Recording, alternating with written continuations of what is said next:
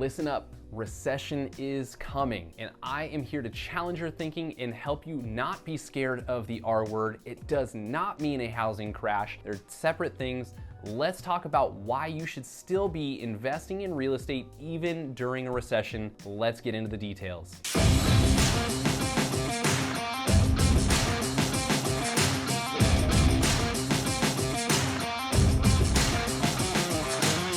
Hey guys, I'm Andrew Lewis, real estate investor and entrepreneur with over 10 years experience running a real estate team and investing in real estate. Before we dive into today's video, be sure to like this video, leave a comment. We want to hear from you. We want to hear your questions so we can answer and respond to those. We may even make future videos out of your questions. And as always, be sure to subscribe to this channel so you don't miss our weekly updates.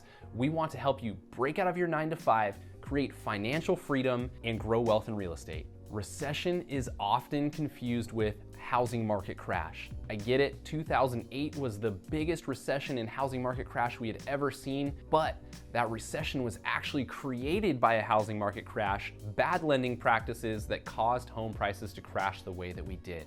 I'm here to tell you we're not gonna see something like that again in our lifetime. Yes, real estate is cyclical. You will see ups and downs and ebbs and flows, and we'll have up years and down years, but you can always consistently count on appreciation. Again, real estate is a slow moving machine that gains you 5% appreciation every single year. Here are the 4 reasons why, even in the midst of a recession, you need to be considering why you should invest in real estate. Reason number 1 is there are better deals to be had in real estate when it comes to recessions. People are having to sell their homes because of financial reasons. Some people may have lost jobs, they need to downsize, they're looking to budget and bring those expenses down as much as possible. Maybe they overextended themselves when they initially bought that house and they need to get out. We also typically see buyers disappear from the market, right?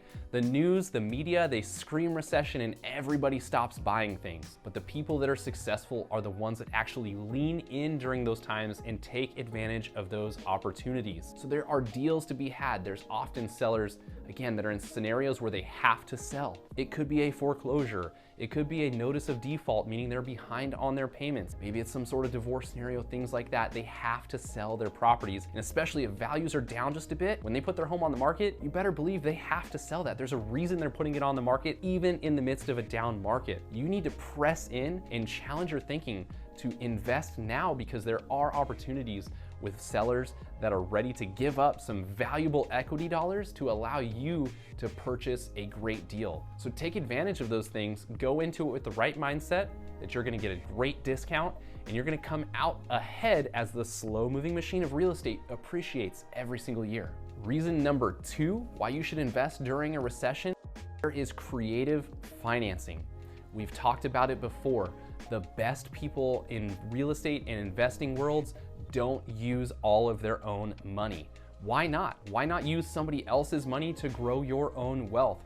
Yes, you may pay some sort of interest towards that when you could be paying cash, but if you took all of that cash and invest it in one property, it's only growing in one way. Why not leverage yourself out? Use creative financing to buy multiple properties. In a down market, in a recession, you are actually typically seeing sellers offer creative financing just to get their home sold. We don't traditionally see that when the market is on fire and there's multiple offers on every single property. People just want to take their money and get out. But when there's a recession or a downturn, people seek creative opportunities to sell their home. Seller financing may be one. You can actually give the seller a down payment, the title transfers over to you, and you're making payments to them with an agreement just like they're the bank. This allows you, maybe you have bad credit, maybe you don't have the full down payment that you need, or maybe you haven't been at your job for 2 years to qualify for some traditional financing.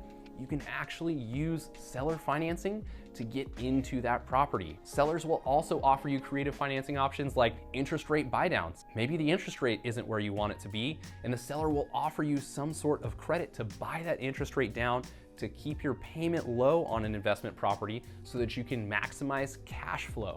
Everybody loves their cash flow, and if you can use a seller's dollars to bring down that interest rate and maximize your own cash flow, that's a win for you. So in a downturn, in a recession, you absolutely want to take advantage of creative financing options that are available. Reason number 3, seller incentives.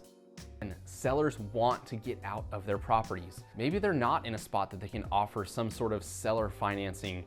They just need to cash out and get out for whatever reason, but they will often offer you incentives. This means they can actually pay for your closing costs. In some scenarios, they can actually pay for closing costs and you can apply that towards a rate buy down, like I just mentioned before. So you may be able to get a $10,000, $15,000, $20,000 credit from the seller, depending on the scenario, so that you can apply that towards your down payment. It's less cash out of your pocket, which again, is important. If you're an investor, one of the numbers you're going to be looking at is cash on cash return, which basically just means for how much cash you put out, how much cash is coming back into your account every single year.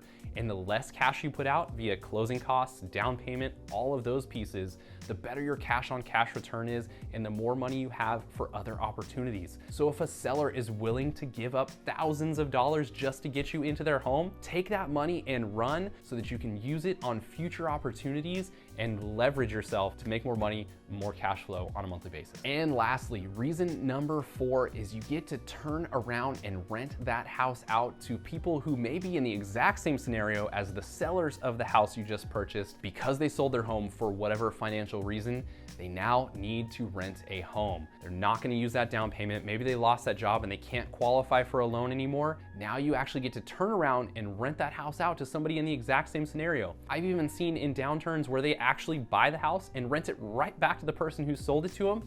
The seller doesn't even have to move out, and you may actually be able to get a significant discount on that home because of the ease for that person to become your tenant and live in a house that they previously owned. So you get to use that to rent out the property and increase cash flow. When the market is down, we actually tend to see rents go up because there's a higher demand needing rental properties. When cash is cheap, interest rates are down, all of that, it typically puts a downward pressure on rents because everybody's looking to buy a home and it's easy to do so. When things change and interest rates are higher and recessions and things like that set in, we see a higher demand on rents, and that puts upward pressure on those rents.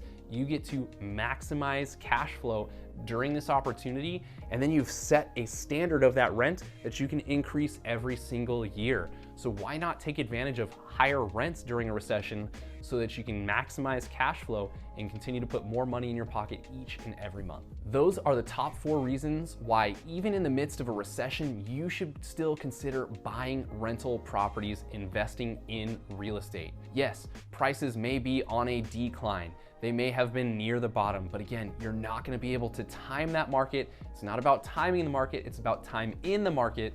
So make sure that you get that investment in, take advantage of all of those perks that we just explained so that you can start to build your real estate portfolio. As always, be sure that you like this video, leave us a comment, tell me what you agree with, what you disagree with, questions you may have about some of those points that I made. I would love to answer those questions for you in a future video or even in the comments. And be sure to subscribe to our channel so that you don't miss our weekly updates on real estate investing. We are here to help you break out of that 9 to 5, gain financial freedom, and build wealth through real estate. We'll see you next time.